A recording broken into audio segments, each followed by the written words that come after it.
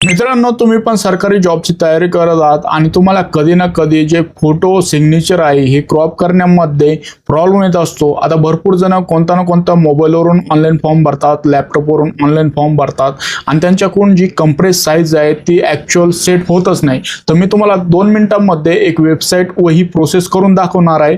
तर तुम्हाला ही size exact तुम्हाला जो पण फॉर्म भरायचा आहे त्याला सुटेबल राहणार आहे। तर ती प्रोसेस बघण्या अगोदर आपल्या इंस्टाग्राम पेजला फॉलो करा, या व्हिडिओला लाईक आणि जास्तीत जास्त शेअर करून ठेवा। तर ती प्रोसेस काय आहे लगेच आपण बघून घेऊया। मित्रांनो, तुम्हाला आता वरती गुगल क्रोम ओपन करून घेतल्यानंतर इथं 160x200 पिक्सल असं टाकून घ्यायचं आहे। त्याच्यानंतर इथं बघू शकता PI7 इमेज टूल या वेबसाईट वरती जायचं आहे। आता इथं बघू शकता मित्रांनो, तुम्हाला आता इथं फोटो सिलेक्ट करू शकता, तुम्हाला विड्थ आणि हाईट किती पाहिजे, रेशो किती पाहिजे।